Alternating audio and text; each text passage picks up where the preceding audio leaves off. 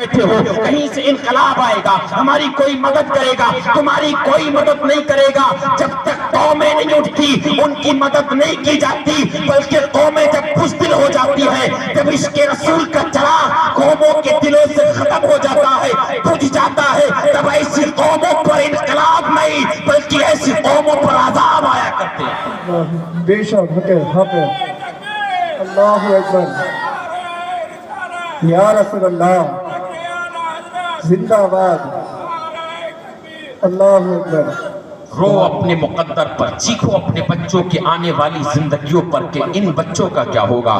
تمہاری زندگیاں تو گزر گئیں, تم نے کبھی غور نہیں کیا, تم نے کبھی سوچا نہیں کہ تمہیں کرنا کیا چاہیے. اور یاد رکھنا قرآن کہتا ہے کہ سچوں کے ساتھ ہو جاؤ, اللہ سے ڈرو اور سچوں کے ساتھ ہو جاؤ. ہم نے وہ بھی نہیں سمجھا. اگر اتنا ہی سمجھ لیتے کہ سچوں کے ساتھ ہونا ہے, اللہ والوں کے ساتھ ہونا ہے, اللہ سے ڈرنا ہے, اللہ سے ڈرے ہوتے تو جھوٹ نہ بولا ہوتا, اللہ سے خوف کیا ہوتا تو کسی کی زمین پر قبضہ نہ کیا ہوتا, اللہ کا خوف کیا ہوتا تو کسی کا پیسہ نہیں مارا ہوتا, اللہ سے خوف کیا ہوتا تو کسی سے حسد نہ کیا ہوتا, اللہ سے خوف کیا ہوتا تو اپنے کمزور والے کو تم نے ستایا نہ ہوتا, اللہ سے خوف کیا ہوتا تو اپنے بستی کے اندر تم نے جھگڑے نہ کیا ہوتے, فساد نہ کیے ہوتے. اللہ کا خوف بھی نہیں ہے. اور کہا سچوں کے ساتھ ہو جاؤ. سچوں کے ساتھ ہوتے تو غوث اعظم کی تاریخ تمہارے سینے پر لگی ہوتی. تم جدھر جا رہے ہوتے لوگ کہہ رہے ہوتے یہ غوث اعظم کا ماننے والا جا رہا ہے, اسے جھوٹ بولتے ہوئے دیکھا نہیں گیا ہے.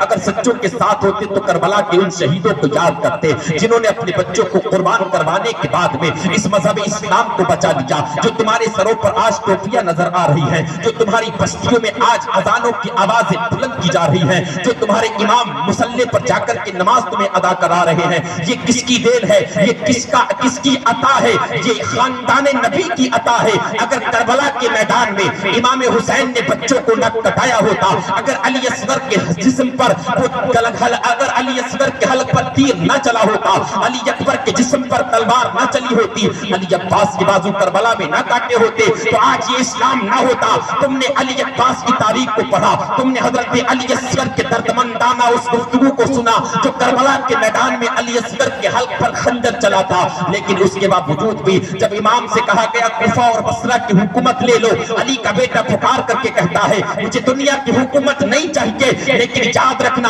تمہیں صرف دنیا کی حکومت چاہیے, اس کے علاوہ تمہیں دین نہیں چاہیے. اگر دین تم نے بچایا ہوتا تو تمہارے حالات یہ نہ ہوتے. اب جیو بزدلی کی زندگی.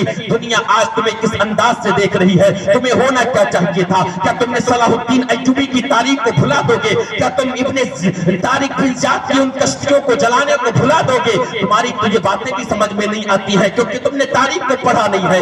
یاد رکھنا ایسی قوموں پر جب عذاب آتے ہیں پھر قوموں کا کوئی دروازہ ایسا کھلا نہیں ہوتا ہے قوموں کے لیے جہاں پر جا کر کے پناہ گزی ہو جائے. ابھی وقت ہے پلٹ کر کے آ جاؤ اور دنیا کو بتا دو کہ خدا کی قسم ہم غوث اعظم کے ماننے والے ضرور ہیں, لیکن غوث اعظم کو مانتے ہی نہیں ہیں بلکہ ان کی تعلیم پر بھی ہم عمل کریں گے. والدین کو بھی چاہیے, غوث اعظم کا ذکر کر رہے ہو, غوث اعظم کے والد کو دیکھو ذرا جا کر کے. تاریخ پکار کر کے کہتی ہے, بارہا تم نے سنا ہوگا غوث اعظم کے والد نے روزہ رکھا, گھر سے نکل کر کے باہر چلے گئے, روزہ افطاری کا وقت ہونے والا ہے. حضور غوث اعظم کے والد سید حضرت موسیٰ جنگی دوست رحمۃ اللہ علیہ جنگل کی طرف نکلے, ندی پر پہنچ گئے, انتظار کر رہے ہیں افطاری کا وقت ہوگا تو کچھ کھا کر کے افطاری کر لوں گا. اللہ اکبر کبیرہ. ندی کے کنارے پر بیٹھے ہیں, اٹھ کر کے چل دیے, پھر بیٹھ گئے. اچانک دیکھا اسی ندی میں ایک بہتا ہوا سیب نکل کر کے آیا, اس کو آگے بڑھ کر کے ہاتھ میں اٹھا لیا. سیب کو جنابے والا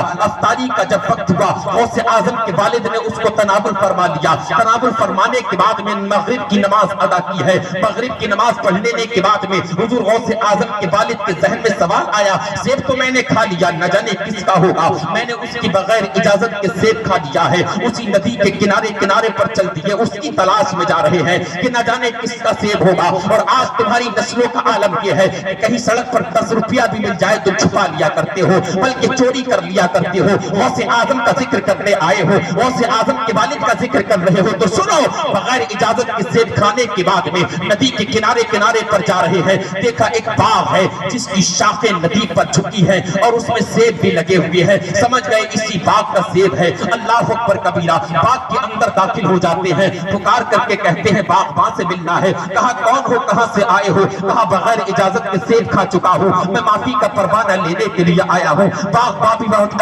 अल्लाह वाला था, निकल करके आया, देखा नौजवान है और माफी का परवाना लेने के लिए आया है। समझ गए मामला कुछ और है। कहा मेरा बाग 1112 साल रखाना पड़ेगा, उसके बाद में तुझे माफी का परवाना दे दिया जाएगा। गौसे आजम के वालिद ने बगैर किसी शर्त के 11 से 12 साल तक बाग को रखा दिया। एक दिन ऐसा आया, वक्त मुकम्मल हो गया, आंखों में खुशी लिए हुए दौड़ करके आए हैं। बागबान के पास पुकार करके कहा मुझे माफी का परवाना दे दीजिए, क्योंकि मेरा 11 से 12 साल का जो टाइम रखा गया था वो पूरा हो चुका है। अल्लाह अकबर कबीरा। तारीख पुकारती है मुसलमानों, ये तुम्हारे बुजुर्गों की तारीख है। अल्लाह अल्लाह। कहा माफी का परवाना दे दो। गौसे आजम के वालिद ने जब ये कहा है तो बागबान ने कहा माफी का परवाना नहीं मिल सकता है, बल्कि इसके पीछे एक शर्त और भी है, अगर उसको मंजूर करोगे तो माफी का परवाना मिल जाएगा। गौसे आजम के वालिद ने मुस्कुरा करके फरमाया बताओ वो अब कौन सी शर्त है? कहा मेरी एक बेटी है जो आंखों से देख नहीं सकती है, जो पैरों से चल नहीं सकती है, जो हाथों से पकड़ नहीं सकती है,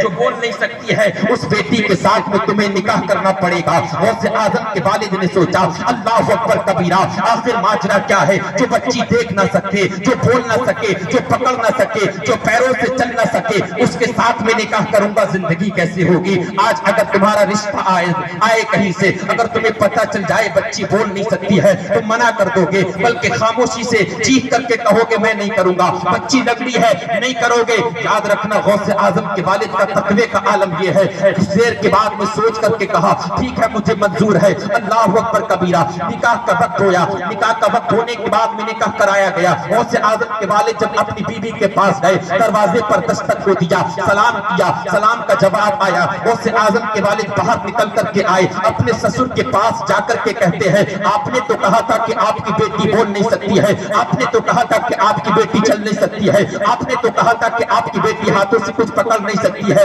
मैंने देखा उसने सलाम का जवाब भी दिया है, मैंने देखा वो पैरों से चलकर भी आई है, आपने ये क्या कहा है? तो याद रखना सुन्नी मुसलमानों, वहीं पर खड़े होकर के गौसे आजम के वालिद के ससुर ने कहा था वो मेरे प्यारे बच्चे, मैंने इसलिए कहा था खुदा की कसम, मैंने अपनी बच्ची को इतनी परवरिश, इतनी तरबियत दी है कि मैंने देखा है कि मेरी बेटी बचपन छोटे से लेकर के जवान हो गई, लेकिन आज तक मेरी बेटी ने किसी गैर महरम का चेहरा नहीं देखा। मैंने कहा था कि मेरी बेटी चल नहीं सकती है, मेरी बेटी अपने कदमों से किसी गलत जगह चल करके नहीं गई है। मैंने कहा था मेरी बच्ची हाथों से कुछ पकड़ नहीं सकती है, हाथ बेकार है, इसलिए कहा था मेरी बेटी ने किसी गलत चीज को आज तक नहीं छुआ है। उसकी तकवे का आलम यह है। अल्लाह अकबर कबीरा। मैं तुम्हें बताना चाहता हूँ मक्खन फूल के गय्यूर मुसलमानों, तारीख पुकार करके कहती है उस बच्ची का नाम फातिमा उम्मुल खैर है जो गौसे आजम की वालिदा है। जब गौसे आजम की तरबियत फातिमा उम्मुल खैर जैसी माँ की गोद में हो रही है तो उसकी गोद में पलने वाला बेटा हुजूर अब्दुल कादिर जीलानी के नाम से दुनिया में मशहूर हो रहा है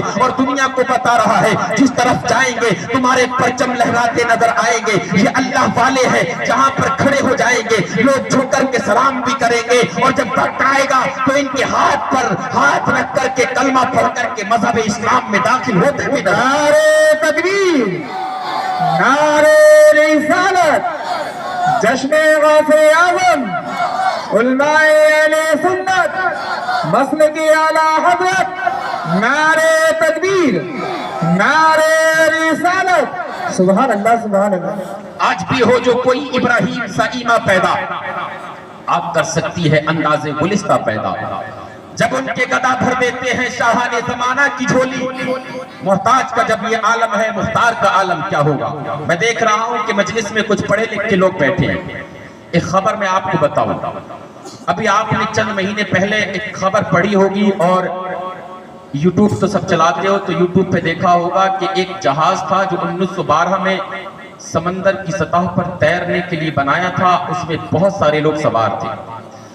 मैंने जब उसे पढ़ा तो मुझे समझ में आया जहाज के मालिक